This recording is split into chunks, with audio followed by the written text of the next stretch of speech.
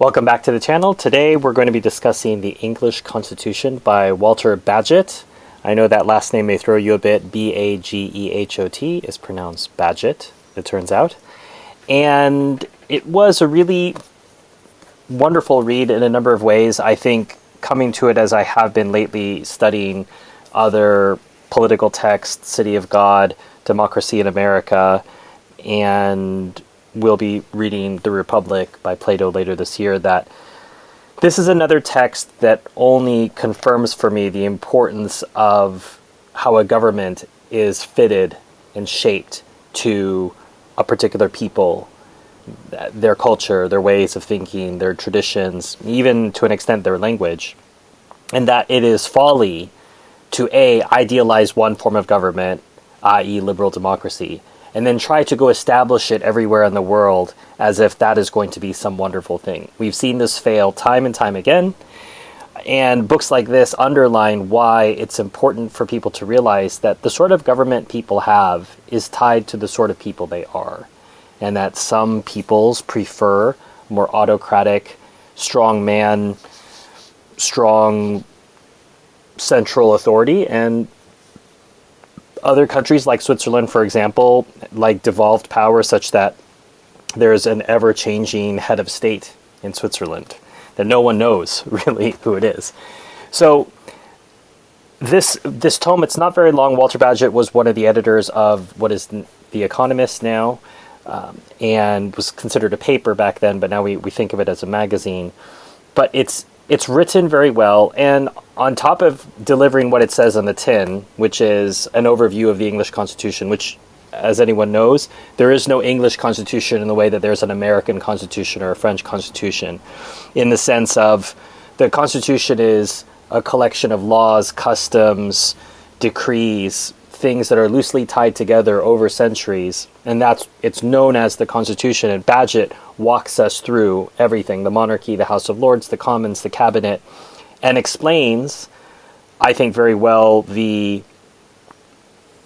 pros and cons of each. I don't think he's trying to put forward that the English system of government is the best system in the history of the world, as some countries are prone to claim that they're the freest nation or the greatest government in the history of the world, and other such stupid lines. But he is saying that it's the best suited for the English people, which, after reading this, I think to an extent that argument holds a lot of water. But he also manages to offer some wonderful cultural commentary. This was written shortly after the war between the States and the United States and the assassination of President Lincoln. So he's able to look at some of the general some of the general tendencies of American government, but also to comment on, well, here's the most recent failure. And in that, he offers many of the same criticisms that other people have in the past, the problems with the Electoral College, remembering that the Electoral College has not ended up being the way that it was intended, in which the college would take on advice from the voters and then they would be free to decide themselves, whereas how the Electoral College has developed in America is they simply rubber stamp the votes of their states, which is different. Also, he criticizes the idea of the vice president. The way the American government was originally set up, the vice president was the runner-up in the presidential election, and after a while everyone realized this was a terrible idea, and that was amended. But he points out that the vice president is generally a mediocrity and is only there because he's been chosen by the party leaders, and he's pointing this out in the 1860s. So this had already become a known tendency in American government. But it's interesting because it made me realize as well that part of how the American government was formed was for it to be not English. So for it to be not English, you had to take away some of the strengths of the English government and take on some of its weaknesses as well. So he points out that Parliament in the English system is something didactic. It's there to educate the nation and make policy in a much more forward way, whereas the Parliament, the equivalent of the Parliament, the U.S. Congress, they're a lawmaking body, but they can be overridden by the president. That rarely happens these days, but it is possible that a veto can then be overridden by a Congress. You have to have a supermajority to do so.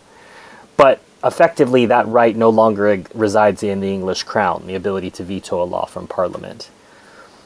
I got interested in this book originally because of season 1 of The Crown, which I think overall, with a couple challenges here and there, for season 1 at least, I'm just going to speak about season 1, an excellent show, and I was caught by the phrase dignified and the efficient, which is a big part of Bagehot's argument, that the dignified is what the monarchy offers, the head of state.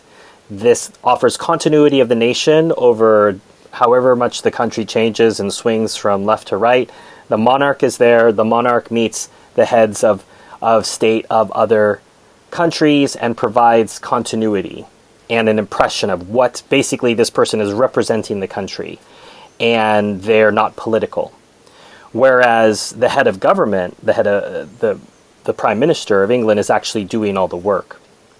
And having the dignified and the efficient working together at their best means that the monarch can offer that counsel and advice which comes from continuity, which comes from representing the country, and can draw on previous experiences that Prime Minister may not have access to.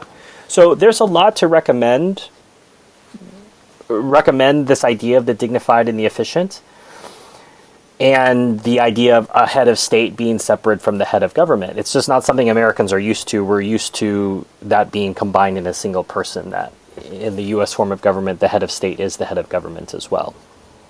So it's a good book to understand the way that government in England works and has developed historically. And as I said, it's not very long, under a couple hundred pages. But he also offers some interesting cultural commentary, and I'm going to just read a few quotes here.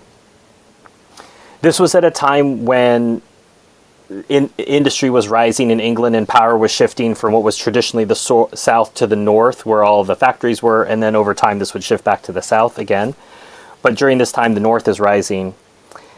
And he says, "We see so much of the material fruits of commerce that we forget its mental fruits. It begets a mind desirous of things, careless of ideas, not acquainted with the niceties of words." Later on in that page, "Modern life is scanty in excitements, but incessant in quiet action. Its perpetual commerce is creating a stock-taking habit, the habit of asking each man, thing, and institution, 'Well, what have you done since I saw you last?'" And that's so deeply within the American psyche and system that we laugh to see it written down this way, but it's true and fascinating. He also comments on foreign policy, I think, in a self-deprecating way that makes a lot of sense. In one part of it, he's talking about colonial governor.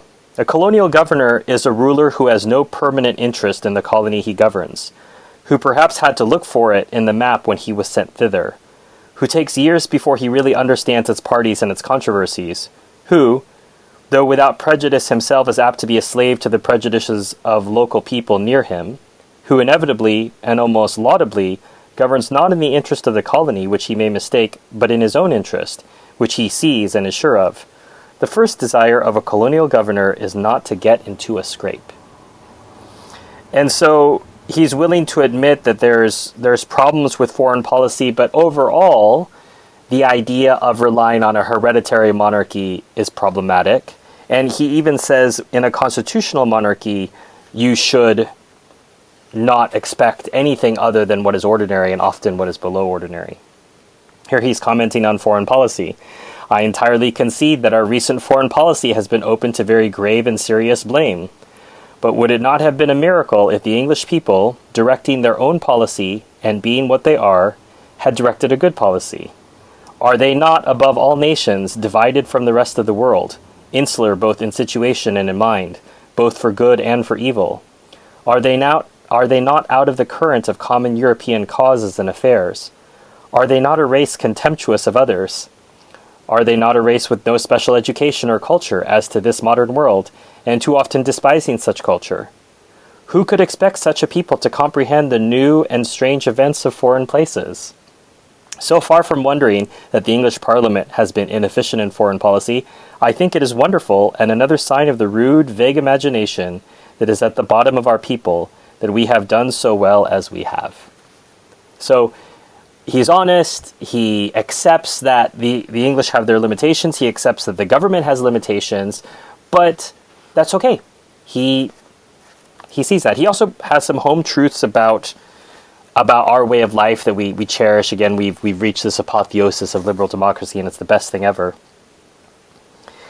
A free nation never hears any side save its own. The newspapers only repeat the side their purchasers like. The favorable arguments are set out, elaborated, illustrated. The adverse arguments maimed, misstated, confused. Media are in control of the argument, and people just have to deal with what's given to them. And finally, one comment before I wrap up this review on the Anglo-Saxons. Normally, especially in France, Anglo-Saxon is used as a term to deprecate the way that English and Americans were all about business, we're all about money, and it's used as a slander. And here, Bagehot takes that and wears it proudly. Gold is the obvious and natural idol of the Anglo-Saxon. He is always trying to make money. He reckons everything in coin. He bows down before a great heap and sneers as he passes a little heap. He has a natural instinctive admiration of wealth for its own sake. And within good limits, the feeling is quite right. So, I could go on. I really enjoyed this book. I will go back to it again, but it's a great read, as I say, inspired by watching season 1 of The Crown, understanding a little bit more about this gap, or let's say partnership between the dignified and the efficient, how the English system of government works, but also some insight into the American form of government, at least how it's viewed from the other side of the water. If you'd like to buy the book, there's a link to buy it in the description of the video. If you enjoyed this, please hit like, please subscribe, or go back in the channel and check out previous episodes, previous videos I've recorded reviewing books. And if you'd like to support this, there's a Patreon link as well in the description of the video. So, hope you enjoyed this video, and until next time, enjoy your reading.